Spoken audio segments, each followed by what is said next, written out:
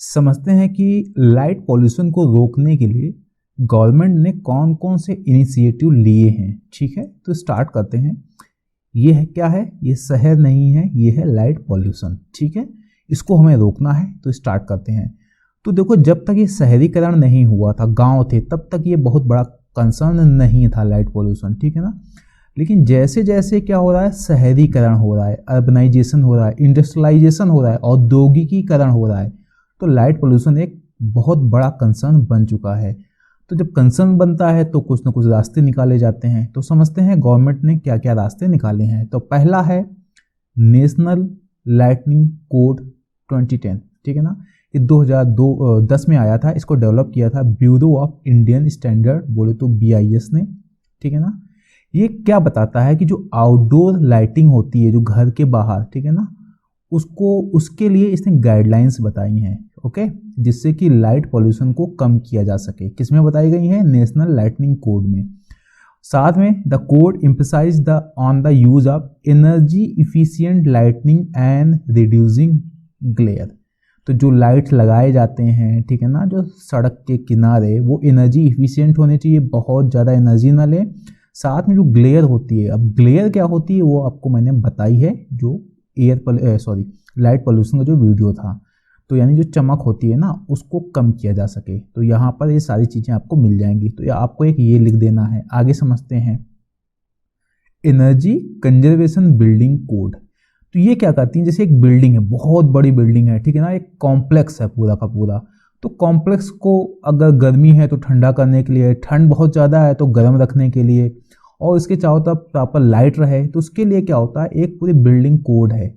तो यहाँ पर क्या होता है, ये क्या करता है, ECBC regulates the energy performance of building. जैसे कि इस बिल्डिंग को ठंडा करने के लिए कितनी एनर्जी लग रही है, ओके, इसको गर्म करने के लिए कितनी एनर्जी लग रही है, इसमें हर जगह लाइट पहुँचे उसके लिए कितने बल्ब लगाने पड़ रहे हैं, उसको बोलते हैं energy performance.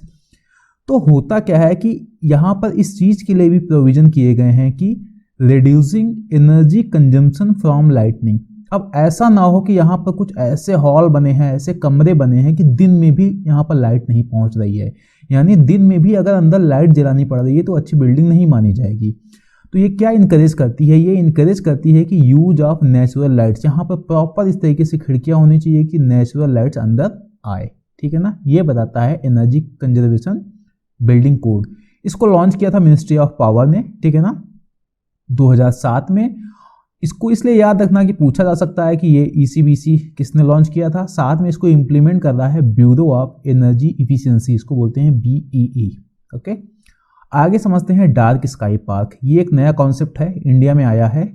Dark sky park क्या होते हैं, जिससे इंडिया की जो पॉपुलेशन है ना, बहुत ज़्यादा है, हर जगह आपको इंसान घूमते, अब क्या कहें, अगर जानवर हम लोगों को देखते होंगे, कहते होंगे, बिलबिलाते हुए नजर आ जाते हैं। ठीक है ना, हर जगह आपको इंसान मिलेगा और लाइट अपने साथ में रखता है। तो कहीं भी चले जाओ आप, पूरे इंडिया में रात में कहीं भी घुमाओ, हर जगह कहीं भी आप खड़े हो जाओगे, आपको लाइट नजर ही आएगी कहीं ना कहीं जलते। 1 किलोमीटर की दूरी पर नहीं आएगी तो 2 किलोमीटर की दूरी पर नजर आ जाएगी, और मोस्ट ऑफ द केस में 150 या 200 मीटर के अंतर्गत आपको लाइट नजर आ जाएगी रात में भी। यानी कि पॉपुलेशन इतनी ज़्यादा है कि हर जगह इंसान है, और इंसान को लगता है अंधेरे से डर लगता है। ठीक है ना, तो किया क्या गया है कि इंडिया में कुछ एरिया को ऐसे आइडेंटिफाई किया जा रहा है कि जहां पर लाइट जलाना पूरी तरीके से बैन है, उनको प्रोटेक्टेड एरिया घोषित किया जा रहा है, और इन्हों को बोला गया है dark sky park. So government has identified certain areas as dark sky park, जो कैसे हैं, प्रोटेक्टेड एरिया हैं। Aim to preserve the natural night sky, यानी कि जो नेचुरल जो नाइट होती है वो आपको कहीं नजर नहीं आएगी।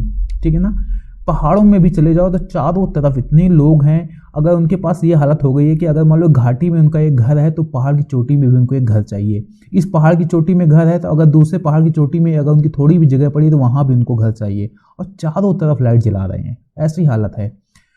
तो ये जो एरिया होंगे वो क्या होंगे, these areas have restrictions on outdoor lighting. आप बाहर आप लाइटिंग लगा ही नहीं सकते हो। अगर आप रह रहे हो, एक घर आपका मान लो बना भी होगा, तो ऐसी लाइट जलाओ कि उजेला सिर्फ घर के अंदर होना चाहिए, बाहर नहीं होना चाहिए, जिससे कम से कम एस्ट्रोनॉमी, ठीक है ना, स्टार गेजिंग, अब शहरों में तो तारे नज़र ही नहीं आते साफ साफ, ठीक है ना, तो कम से कम वहाँ पर प्रॉपर तारे तो नज़र आए, ठीक है ना, ये सब किया जा सके।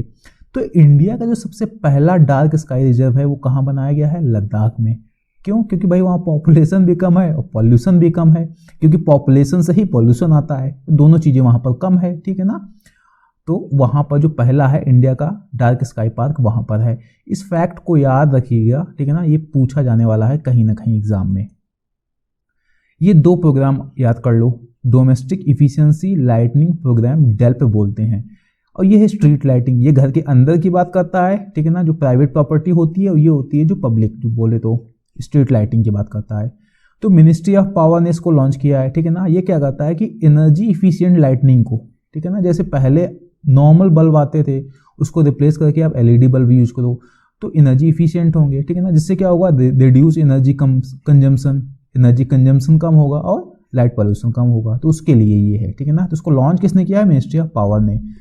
स्ट्रीट लाइटिंग प्रोग्राम क्या है? इसको बोलते हैं SLNP, street lighting national program. तो street lighting national program is a government initiative that aim to replace conventional street light with LED bulb. अभी तक जो होती थी लाइट्स, अगर रोड पे लगी है, कहीं सोडियम लाइट लगी है, कहीं कुछ लगा हुआ है, बहुत ज़्यादा लाइट उजेला होता था, ठीक है ना, उनका जो ग्लेयर, जो चमक होती थी बहुत ज़्यादा होती थी, तो बहुत ज़्यादा जो लाइट पॉल्यूशन फैलता था। तो उनको रिप्लेस करके बात कर रहा है कि एलईडी लाइट्स भी लगाई जाएंगी रोड लाइट पर, स्ट्रीट लाइटिंग पर, ठीक है ना।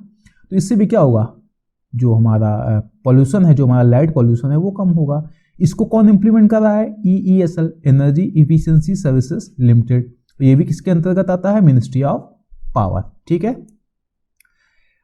जो पॉल्यूशन कंट्रोल बोर्ड है ना, central pollution control board regulates industrial emission and pollution in the country, ठीक है ना। इंडस्ट्री जो भी पॉल्यूशन फैलाती हैं उनको रेगुलेट करता है।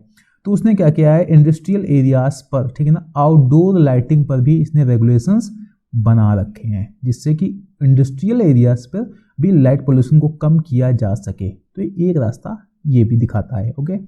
तो ये वो स्टेप्स थे, ठीक है ना, जो लिए गए हैं गवर्नमेंट की तरफ से कि लाइट पोल्यूशन को कम किया जा सके, एनर्जी इफिशियंट लाइटनिंग को बढ़ावा दिया जा सके, ठीक है। साथ में किस तरीके से हमारी जो नेचुरल नाइट होती है, स्काई, ठीक है ना, जब आसमान में देखो कम से कम आसमान नजर आए, तारे नजर आए, उसको बढ़ावा देने का भी प्रयास किया गया है डार्क स्काई पार्क से, ठीक है ना। तो ये थे हमारे कुछ इनिशिएटिव।